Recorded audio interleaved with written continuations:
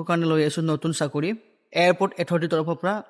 62 vacancy হয় airport অথৰিটিৰ তৰফৰ পৰা 62 ভেকেঞ্চি এই চাকৰিটো বহুত ভাল অলৰেডি আপুনি জানে এয়াৰপৰ্টৰ চাকৰি to 100% airport authority of India এইটো গভৰ্ণমেণ্ট চাকৰি হয় এইটো কোনো ধৰণৰ আপোনাৰ কণ্ট্ৰেকচুৱেল ব্যৱস্থা নাই টোটেল ভেকেঞ্চি আছে ইয়াতে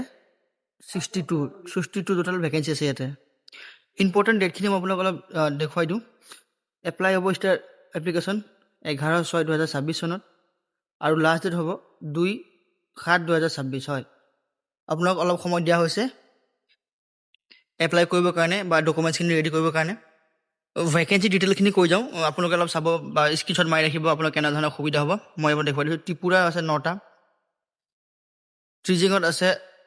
23টা মাদুৰীত আছে 9টা ভুৱনেশ্বৰত 9টা উদয়পুৰত 12টা টোটেল হ'ব 62টা পোষ্ট ইয়াতে আছে এটা মেইন কথালৈ আহোঁ যে আপোনালোকে এপ্লাই কৰিব কেনেকৈ বা আপোনালোকৰ ইলিজিবিলিটি কিমান লাগিব বা কিমান আপোনাৰ পাৰ্চেণ্টেজ লাগিব সকলোখিনি কথা মই দেখুৱাই আছোঁ এডুকেশ্যন কোৱালিফাই লাগিব আপোনালোকক 12 পাছ কৰা হ'ব লাগিব যিকোনো চৰকাৰী স্কুলৰ কলেজৰ পৰা তাৰপিছত এটা মিনিমাম মাৰ্কছ লাগিব 60% হয় 60% আপোনাক লাগিব জেনেৰেল OBC EWS কাৰণে যদি আপুনি SC SC কেণ্ডিডেট হয় তেতিয়াহ'লে আপোনাৰ 55% আপোনালোকে এপ্লাই কৰিবলৈ পাৰিব এটা কথা মনত ৰাখিব 60% লাগিব only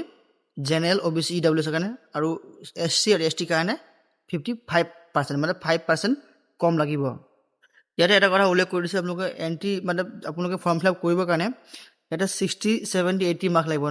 not is CGP percentage এইটো বেলেগ হয় কিন্তু এই পাৰ্চেণ্টেজটো আপোনাক লাগিব এই পাৰ্চেণ্টেজ হ'লে আপোনালোকে এপ্লাই কৰিবলৈ পাৰিব তাৰপিছত আহোঁ আপোনালোকক এজ লিমিট হয় এজ লিমিটটো বহুতে দৰকাৰী কিন্তু কোন এজৰ মানুহে এপ্লাই কৰিব পাৰিব মেক্সিমাম 27 বছৰ মেক্সিমাম 27 বছৰ দিছে ইয়াতে কিন্তু ইয়াতে এজ ৰিলেক্সেশ্যন আপোনালোকক এটা দি দিছে এইটো চব এজ পাৰ গভৰ্ণমেণ্ট ৰুল আপোনালোকক সকলো জেগাতে সেইটো পাব কেটেগৰী ৱাইজ এজ ৰিলেক্সেশ্যন মই আপোনালোকক দেখুৱাই দিছোঁ কেটেগৰী ৱাইজ এজ ৰিলেক্সেশ্যন আপোনালোকে দেখিলে গম পাব ST SC কাৰণে 5 ইয়াৰ্ছ হয় 5 ইয়াৰ্ছ আপোনালোকে পাব আৰু OBC নন ক্ৰিমিনেল লয়াৰ এই 3 বছৰ OBC কাৰণে 3 বছৰ আপোনালোকে জানে এই 3 বছৰ পাব আৰু যিসকল এক্স ছাৰ্ভিচমেন হয় যিসকল এক্স ছাৰ্ভিচমেন সিহঁতে 5 বছৰ পাব সিহঁতে আপোনালোকে জানে অলৰেডি সিহঁতে 5 বছৰ পাব এতিয়া ইয়াতে আহোঁ কিছুমান আপোনালোকৰ স্কিল লাগিব যেনেকৈ লেংগুৱেজ স্কিল আপোনালোক কি লাগিব কেণ্ডিডেট শুড বি ইয়াতে লিখা আছে ইংলিছ হিন্দী আৰু আদাৰ লোকেল লেংগুৱেজ আপোনালোকক লাগিব যেতিয়া ত্ৰিপুৰাত থাকিব ত্ৰিপুৰাৰ লোকেল লেংগুৱেজ বা বাঙালী লেংগুৱেজ বা চবৰ বেলেগ বেলেগ জেগা যদি অসমত থাকে তেতিয়া অসমীয়া লেংগুৱেজ লাগিব লোকেল লেংগুৱেজ তেতিয়া আপোনালোকক অসুবিধা হ'ব অলপ জব প্ৰফাইলৰ বিষয়ে অলপ কৈ দিওঁ কেনেকৈ ধৰণৰ জব হয় কি হয় সকলোখিনি কথা ইয়াতে কৈ আছোঁ এই চাকৰিটো আপোনালোকে কি কৰিব লাগিব সেই কথাটো কৈ দিছোঁ helping with passenger bag luggage মানে আপোনালোকে যাতে যিবিলাক পেচেঞ্জাৰ আহে সিহঁতৰ অলপ বেগ চেগ ধৰি দিয়া বা সুবিধা কৰি দিয়া লোডিং আনলোডিং বেগ মানে বেগখিনি লোডিং আনলোডিং কৰি দিব লাগিব আপোনালোকে পেচেঞ্জাৰক সময়মতে লিফ্টিং বেগ ফ্ৰম এক্সৰে মেচিনৰ ওচৰত আপোনালোকে মেচিনটো লৈ যাব লাগিব বেগটো এক্সৰে কৰি সিহঁতক দিব লাগিব আৰু যিকোনো কিছুমান মাল্টিটাস্কিং আছে সেইখিনি আপোনালোকে কৰিব লাগিব এই 4টা আপোনালোকক মেইন কাম কৰিব দিছে এই কামৰ কাৰণে আপোনালোকক ভৰ্তি লোৱা হৈছে পেচেঞ্জাৰৰ বেগ লোডিং আনলোডিং আপোনালোকক এক্সৰে মেচিনত বেগ চেক কৰা এইখিনিয়ে হ'ল মেইন কামটো এতিয়া আহোঁ মেইন কথালৈ সকলোৱে অপেক্ষা কৰি আছিলে কি চেলেৰি কিমান হ'ব হয় চেলেৰি কিমান হ'ব পাৰে চেলেৰি ইয়াতে আপোনালোকক মই দেখুৱাই দিম ইয়াতে 3 বছৰ চেলেৰি দেখুৱাইছে ফাৰ্ষ্ট বছৰ হ'ব আপোনালোকক 21,500 টকা ছেকেণ্ড বছৰ হ'ব 22,000 টকা আৰু থাৰ্ড বছৰ হ'ব 22,500 টকা লগতে ইয়াতে এক্সট্ৰা বেনিফিট বহুত আছে আপোনালোকে TADA পাব যদি টুৰ কৰে ক'ৰবাত ট্ৰেইন বা স্লিপাৰ ক্লাছত এইটো আপোনালোকক TADA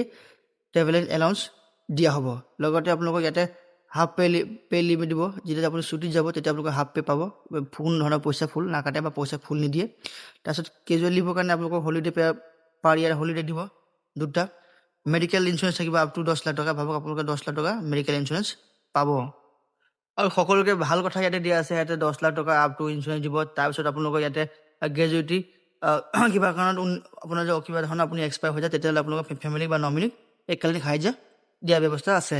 এতিয়া মেইন কথালৈ যেতিয়া আপোনালোকে এপ্লিকেশ্যন ফিজ কিমান দিব লাগিব হয় কেটেগৰী ৱাইজ আৰু ফিজ কিমান হ'ব সেইটো মই আপোনাক দেখুৱাই আছোঁ অলৰেডি চবেই জানে যে OBC আৰু জেনেৰেল কাৰণে অলপ বেছি থাকে 500 টকা OBC আৰু জেনেৰেল কাৰণে ST ST EWSৰ কাৰণে বা ওমেনৰ কাৰণে 100 টকা হয় 100 টকা আপোনালোকে দিব লাগিব এই পইচাটো আপোনালোকে যিকোনো ধৰণে এপ্লাই কৰিব পাৰিব UPI হওক কাৰ্ড হওক সকলো ধৰণে আপোনালোকে ইয়াতে এপ্লাই কৰিবলৈ পইচাটো ফ্ৰী কৰিবলৈ পাৰিব। এতিয়া আহোঁ আচল কথালৈ। ডকুমেণ্টছ কি লাগিব? ক্লাছ 12ৰ চাৰ্টিফিকেট লাগিব, মাৰ্কশ্বিট লাগিব, কাষ্ট চাৰ্টিফিকেট লাগিব, আধাৰ কপি লাগিব, পাছপৰ্ট চাইজ ফটো লাগিব, লগতে নিজে ছিগনেচাৰ কৰা ফটো লাগিব আৰু এপ্লিকেশ্যন পে'মেণ্ট প্ৰুফ লাগিব যে আপোনালোকে পইচা পে'মেণ্ট দি দিছে। এতিয়া মেইন মুদ্দা, এপ্লাই কৰিব কেনেকৈ, ক'ত যাব? প্ৰথমতে যাব লাগিব www.aaiCLAS.aero কৈ ভিজিট কৰিব লাগিব। তাৰপিছত এটা গ' টু কেৰিয়াৰ চিলেক্ট কৰিব। তাৰপিছত আহিব